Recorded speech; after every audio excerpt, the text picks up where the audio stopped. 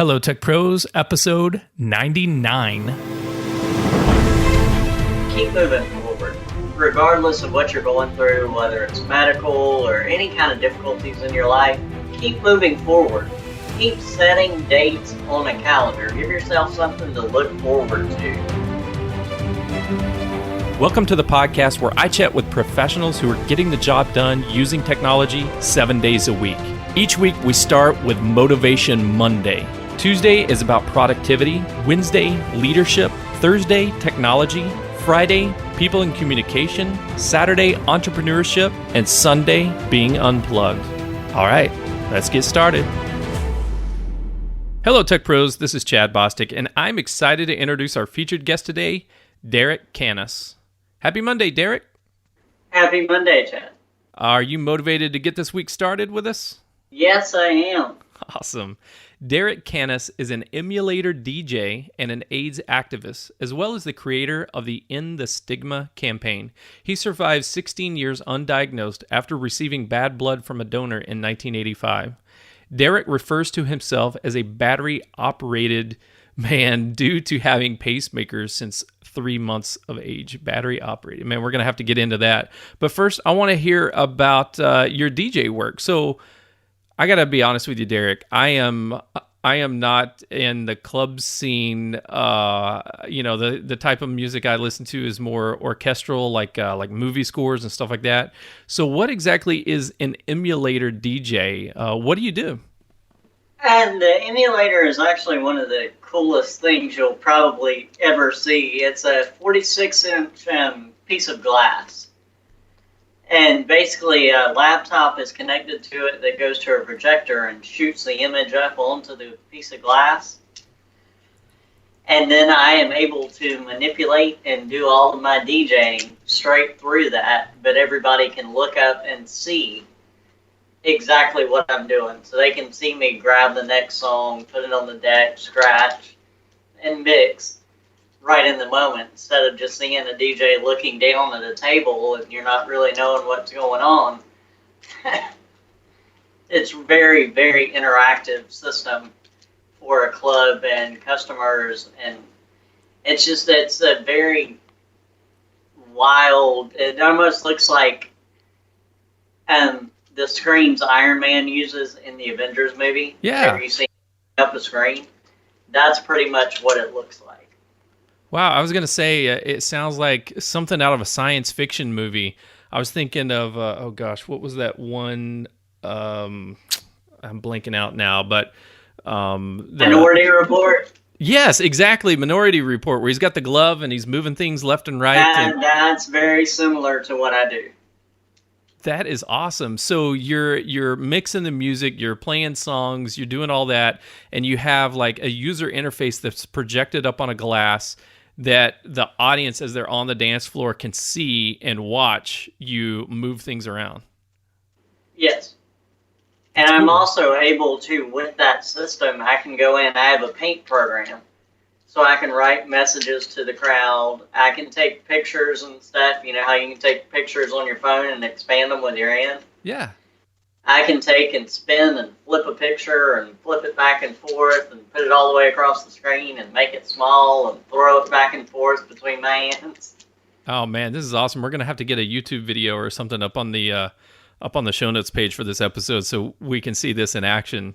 So what kind of equipment, how does a person get started in this, or how did you get started in this? Was this something that you've always wanted to do, or did it just kind of fall in your lap? It actually fell into my lap. A buddy of mine sent me a YouTube video one day that showed it was a promo video for the Emulator. And I got really into it, and I really was interested in it. And so I tracked down more information about the company, and I ended up finding the distributor in the U.S. because the company is actually in Canada that makes it.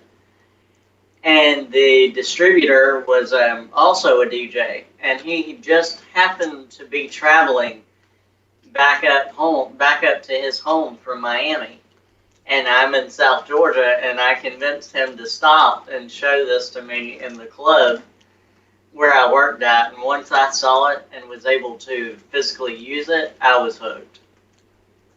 Man, that's awesome. So this is not like an Xbox or PlayStation you just kind of hook up. I'm assuming this is like big kind of equipment that's like studio quality kind of stuff, not something that you're just going to have like a little home karaoke machine in your living room, right? This is something like for the clubs, for the big guys.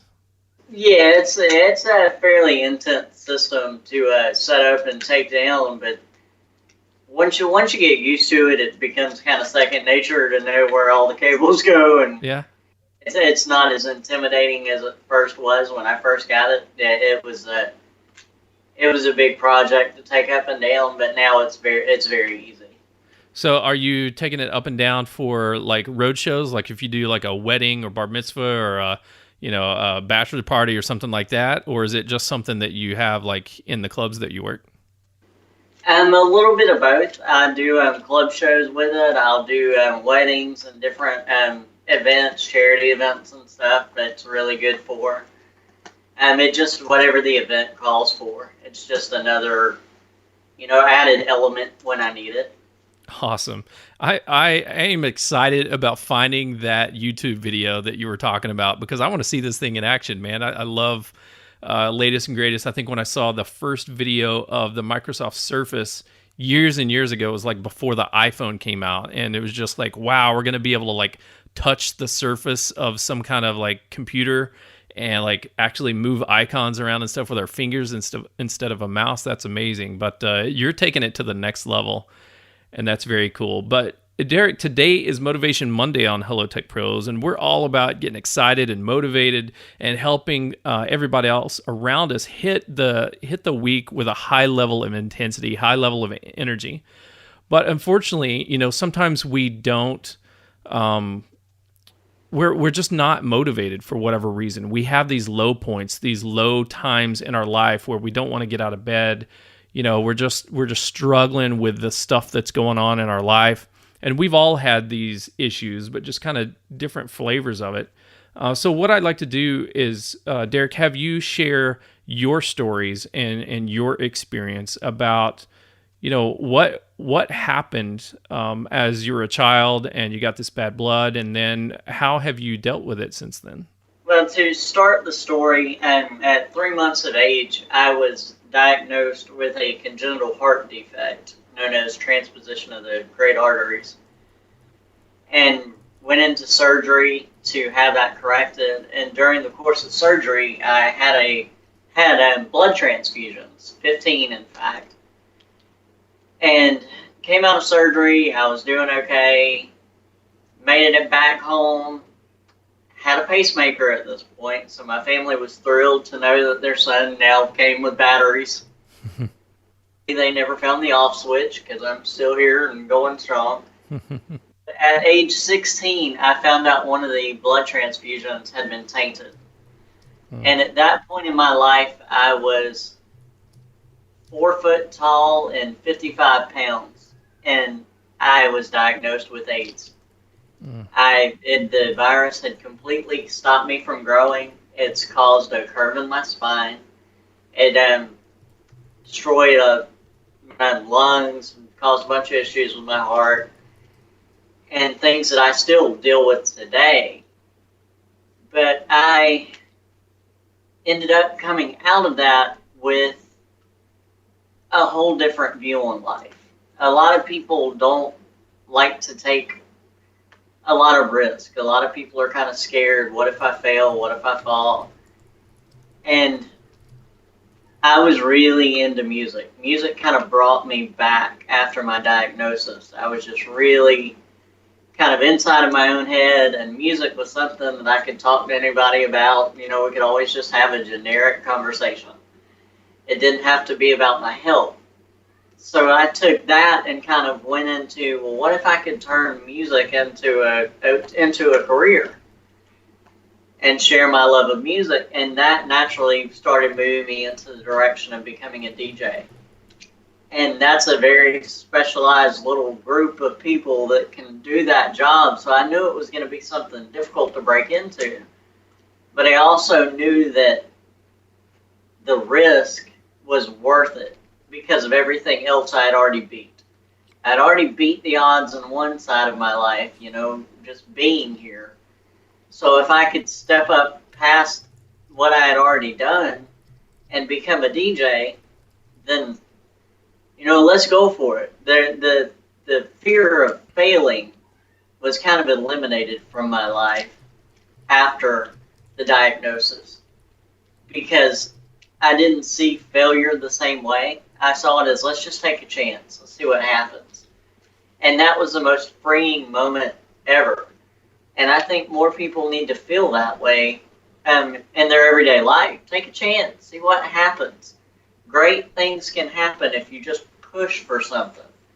And a lot of people just don't. They're too afraid to let their dreams be known and to move forward with it. And you never know what you can accomplish until you do push past the things in your head. Man, that's so powerful. That whole story is so powerful, and I completely get what you're saying about, go after your dreams and take a chance. I think there's this I don't know, this feeling of not just fear of failing, but this being comfortable with the things that you're comfortable with, that I've always faced. Like, hey, I have a good job, or hey, I have a nice life, and it's very comfortable. So who am I to ask for anything more than this, right? It's kind of this imposter syndrome of I'm not good enough to, I'm not worthy enough to ask for something more to the universe or to God or to whatever, It's like I don't feel like I deserve anything else. I'm ashamed of wanting something else. I should just be happy with what I've got. But what I hear you saying is, dude, you got to go for it, man. If you have goals, if you have aspirations, just put it out there, and you never know what might happen. Exactly. Dude, that's so awesome. So you got this pacemaker at 3 months of age, and has it worked out for you this whole time, or have there been complications with it?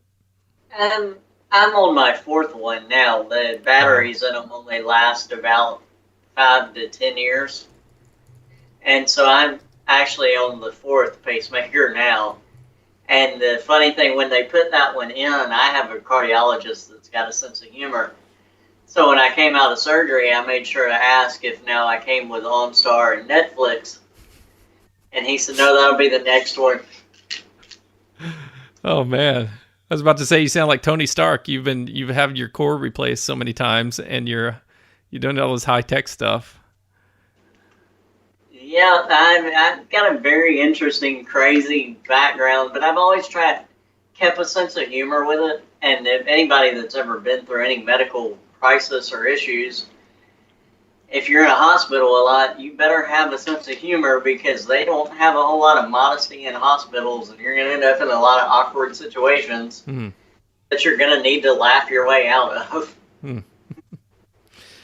So, you started this campaign called "In the Stigma." Do you want to tell us a little bit about that? What is it? Yes, sir. And the End the Stigma campaign was my idea that I came up with after I started DJing, and I got to a point where everybody knew me as a DJ, so I figured I would use that power for good. I had been asked to speak at the local college a couple times for World AIDS Day, and I wanted to do something more for that. So the End the Stigma campaign became my way of doing something more. And what it is I created underneath that what I call D-Rex Angels and Warriors. And these are people that go out in my place when I'm not available, and they help dispel myths that still surround HIV and AIDS, because there's still a lot of bad information in the world when it comes to this disease. And that was seen last year when Charlie Sheen came out saying that he had caught the virus, and there were jokes everywhere, and it was something funny, and it was, that there was nothing was taken seriously about it. And the bad thing is, in the southeast U.S., there's a major crisis going on in relation to HIV because of bad information, because of the stigma with it, because of people just not being comfortable enough to have an honest conversation.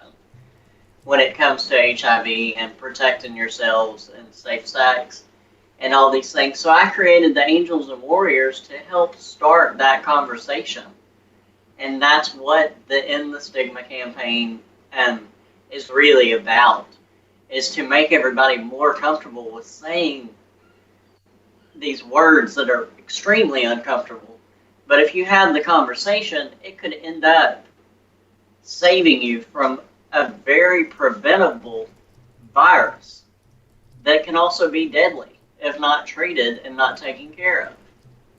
Okay, so you created this campaign and you sent out your D-Rex Angels and Warriors to inform people that we need to have these conversations. So maybe there's somebody in the audience right now that needs to hear this information. So what would you tell them? What would you encourage them to do? Like, what kind of conversations should we be having? And if we can, let's get specific on what are the stigmas that you see in the world that we need to break and we need to address and we need to start communicating differently. The main thing is just to have the conversation. If somebody is worried about HIV, they need to be able to have somewhere where they can go and talk honestly with somebody. And that in itself is very healing.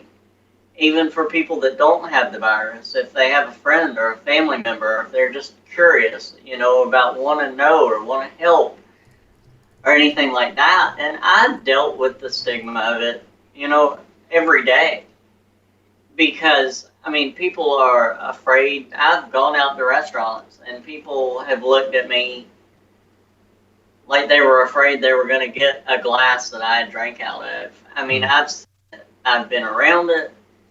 And it's ridiculous. In 2016, with all the information out there, we're all walking around with computers in our pocket, but won't take 5 minutes to look at facts about a virus that is deadly and is so misunderstood, and a little bit of proactiveness on people's parts could change the entire view of it.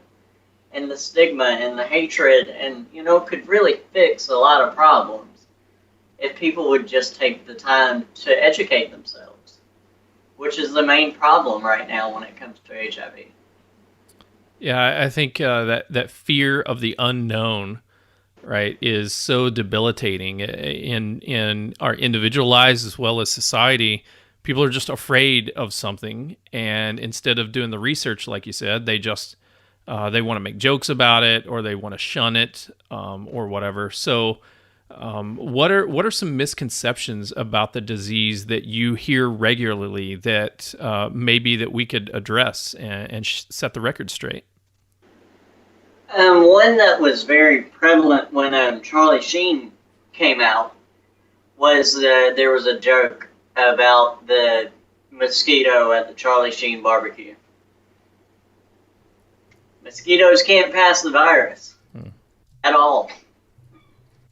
That has been disproven. You can't get it from casual contact. You cannot get it from using a plate, fork, anything like that that anyone has used. You can't get it from sitting in a chair that somebody with HIV used. You can't get it from just casual contact, being near someone. It just doesn't work that way. But the mentality in our country is that it is that you shouldn't touch these people or be around these people, and it goes back to the older generation from the 80s that had passed this mentality on. And it never changed. Yeah, it's being a bloodborne pathogen. The little bit of information that I know or that I've read about or have been taught is, there, first of all, there has to be blood, right? Tainted blood that has the virus in it. And then second of all, there has to be a way for that blood to enter your body, enter your bloodstream. And even if you got blood, like if blood splashed on my hand, that doesn't mean that all of a sudden I'm infected. That just means I need to wash it off, right? Clean it up. There has to be like an entryway into my body, into my bloodstream. There has to be an open cut, a sore. There has to be some way for this to get inside of you. Is that correct, or is that off? No, that's completely correct. And I'll tell you that just from my experience with my family, because of my health issues, I was cut up and scarred and bandaged all the time because of surgeries. And most of the time, my family was the one that helped change bandages and were around my blood and everything. And nobody contracted the virus.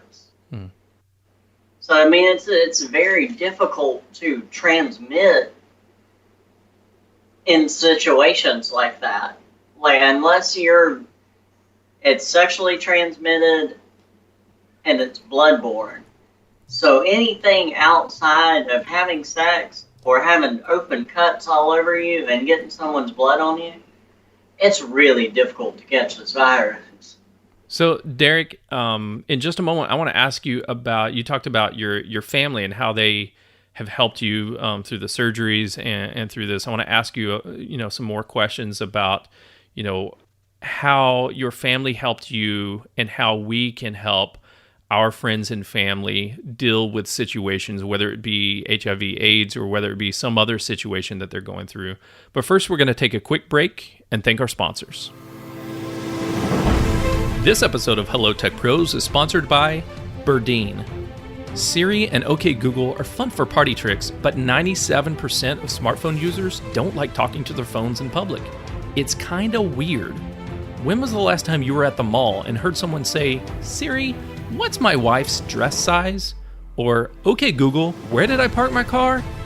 Some things are better left unspoken. Burdine remembers the things you care about and reminds you discreetly through text messages.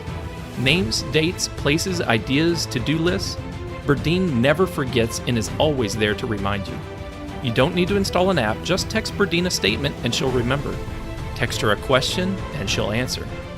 Burdine is the only contact you have to have on your phone. Meet Burdine at burdine.com. That's BURDENE.com.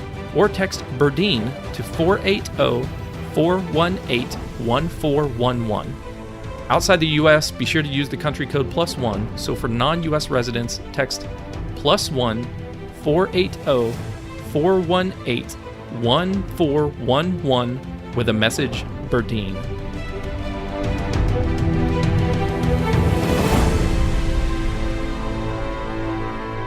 Okay, we're back with Derek Canas, who is an emulator DJ and also an AIDS activist. We've been talking to Derek about as a baby when he contracted HIV and came down with the AIDS virus.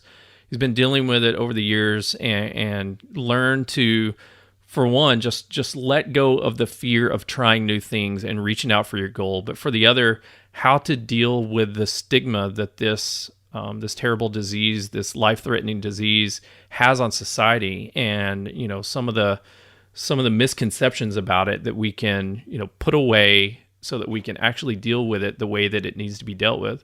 Now, Derek, you talked about how your family helped you. You've been through multiple surgeries. As a kid, kids get bumps and bruises and scrapes and all kinds of stuff, and your family took care of you. They bandaged you up. Nobody was ever at risk of contracting the disease. So as a small child and growing up to someone who kind of, an older child or teenager who kind of realized what you were going through, what did it mean to you to have this family support system helping you along the way? Family meant a lot, especially in those early years. And my family, there's always been a really good sense of humor. And that's really what got me through it, was being able to kind of be in these bad situations and laid up in a bed and still being able to laugh.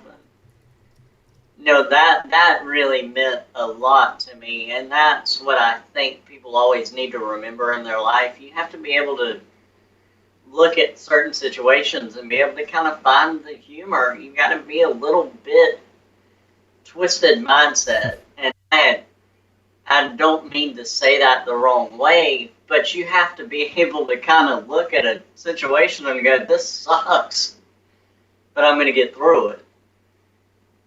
And that's what I was always able to do.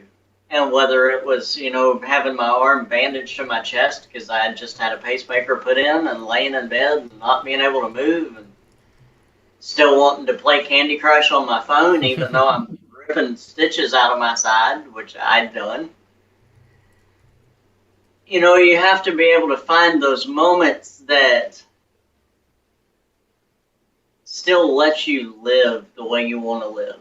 You can't let situations kind of confine you and put you in situations that you're not okay with. And that's what I was able to do with my life, was I took a situation where I looked at it and I said, this isn't going to work. And I got myself out of it. I pushed out of it.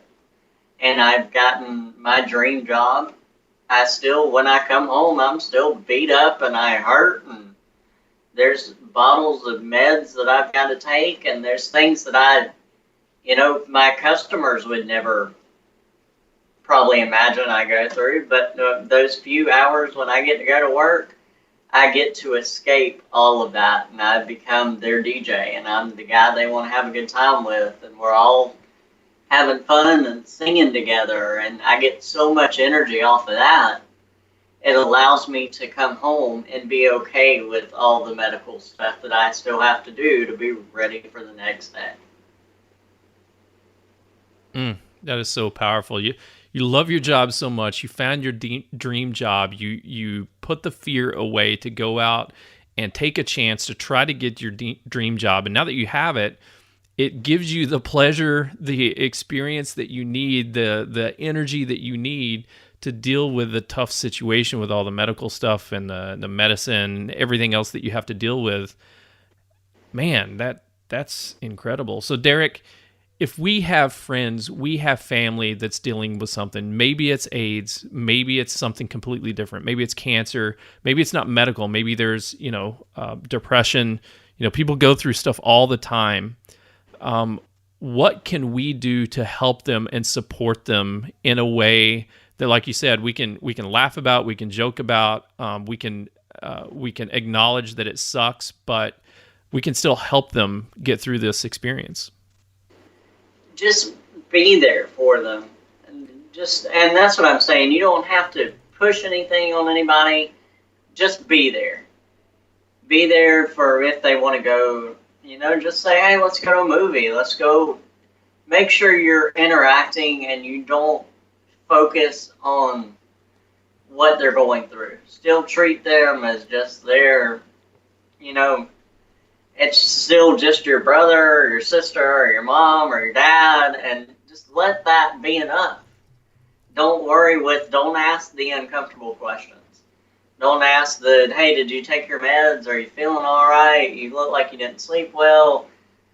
When people ask me or say stuff like that, that's what irritates me. I just want people to interact with me the way they would interact with anybody else. I want to be, hey, what's up? How have you been doing? I want that question. I don't want the how's your health.